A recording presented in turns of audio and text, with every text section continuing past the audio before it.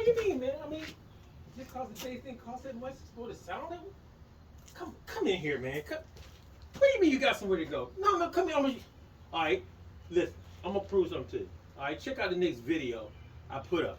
It's gonna be a cheap bass, and I want you to tell me why a cheap bass don't supposed to sound that way. Let me go in here. I'm sure. Lord, Hootie. Shot a cock out, folks. Shot a cock out. What's that? Johnny Line no more T-Pose. All right, so I'm in on. Hootie hit the floor. I'm sorry, Hootie, man.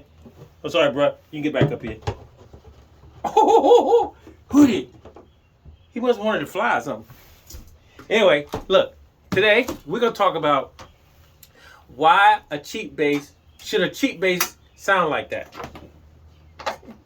People like, what? Should a cheap bass sound like that?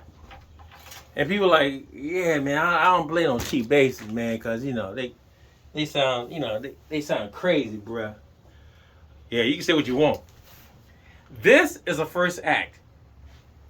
This is a prototype. All right, so the pickups are in it are the old Peavey T40. I won't say they T40, the old Peavey Foundation pickups. That's what they are. No, these are EMGs. These are selects. Yep. These are the old 1990s, 80s select pickups. Look, this bass is real cheap. Look, ain't got no battery in it. Everything is passive. This is a first act. All right. So we're going to make sure y'all understand that just because the bass has a certain name doesn't mean that that bass is no good. All right. First of all, let's make sure y'all looking at us. Is this too big? Let's go back a little bit. Open up. Close up. Okay. All right. All right. So we're going to tune the bass up first.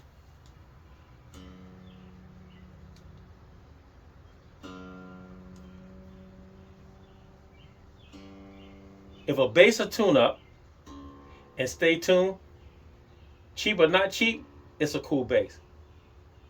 It's a working bass. When I take this bass on a gig, and everybody's like, yo, that is a first act, man. You get that from Walmart and Target. Yeah, you do. But if a bass will tune and stay tuned, it's a playable bass.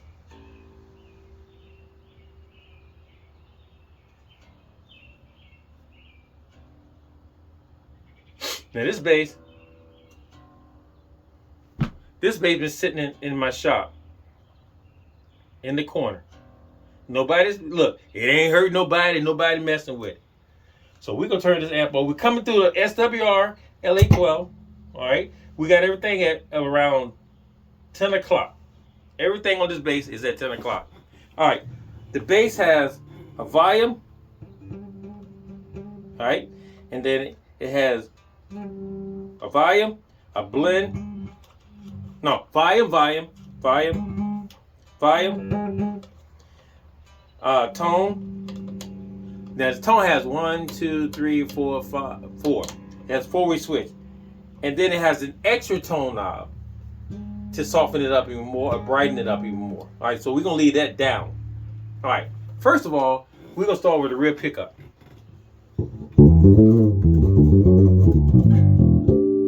This is all based with the Tonka thing. Look, Tonka thing. Now, it's sitting right on the fretboard. The strings are sitting right on, and it's straight as an arrow.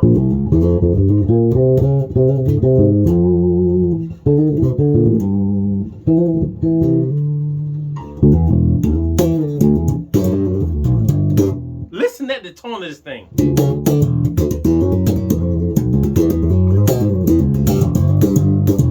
Okay, so now we're gonna go with the front pickup.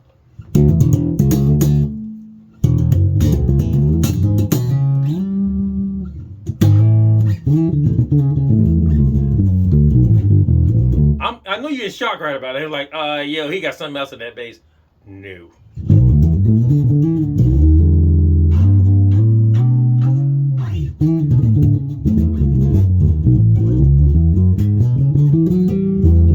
All right, so we're gonna turn that special knob in the back, which is the tone an extra tone knob. We're gonna turn it all the way on bright. Still in the front pickup.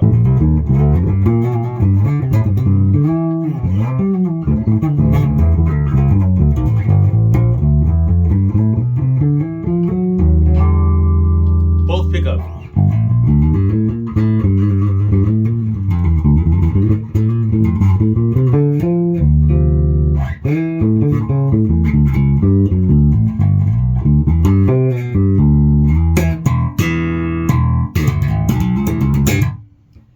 This amp has no hone in it.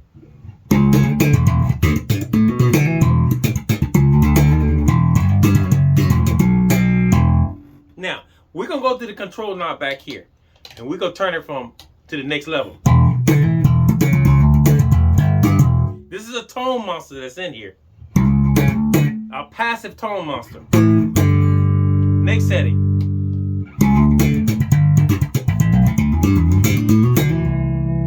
Next setting.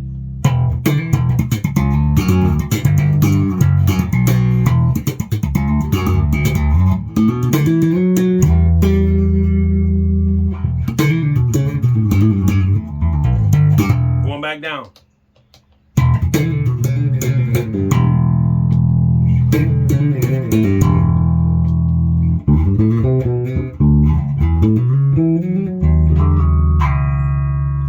Now, would I take this on a gig and play this bass on a gig? Absolutely. I took it on a gig. I actually took it on a college gig. I think it was William and Mary.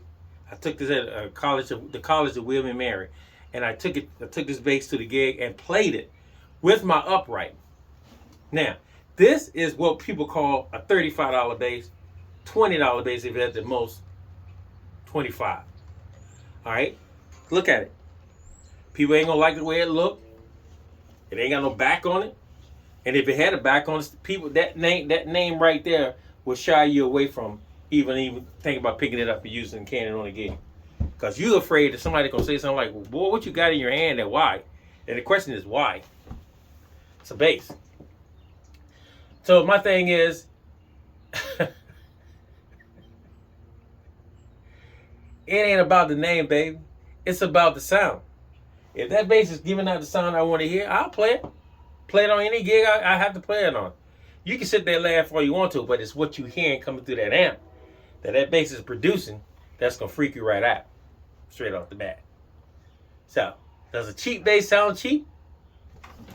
I'm not saying that you go out here and buy you a pawn shop $5 bass and expect that bass to do amazing things on the gig. And you probably ask me, so, well, you done more than you think that you telling us that you done to that bass. No, I did not. Only thing I put on that bass is a tone monster passive circuitry in it, and then some old Select EMGs, and that's what that bass sounds like. Basically, the Select and the tone monster and the EMGs are only voicing what that bass sounds like. That bass sounds amazing just like it is. All right. If I could play it without the EMGs and the tone monster in it, you would still have a great sounding bass. So never underestimate cheap basses. All right, never underestimate cheap basses. All right. Another thing is, thank you, Hootie.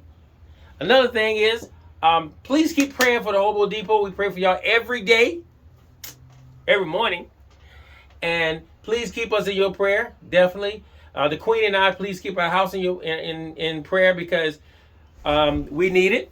You know, to keep everything running and keep us kind of prayed up so we can help you guys, because we get a lot of phone calls and texts and stuff like that, emails every day of people having issues, you know, and they want to talk about it, you know. So that's what we do. We're here for. It's a watering hole. That's what we do. The Hobo Depot is a watering hole, and we're here to help all those who need help. Like, one note really works, and a lot of people hear one note and they go like, "Ah, yeah, one note." No, one note is when we organize together and have this one body that everybody can come to and say, "Hey man, I'm having issues. Hey man, please pray for, you know, hey man, can we talk? I'm going through something right now." That kind of stuff. That's one note. Another thing is, please subscribe, please share, please like, please tell all your friends, and please keep praying for folks because they could be here today and not be here tomorrow. And tell somebody you love them. Okay, I love you, Hootie. Can you see me? Look, can you hear me? Can you hear me? Can you see me? That's my boy right there, Hootie right there. But anyway, guys, shut the gaga, Johnny Line, Homo D-Post. Peace out. Yeah, don't underestimate them cheap bases, man. Hold on, why don't guys keep doing that?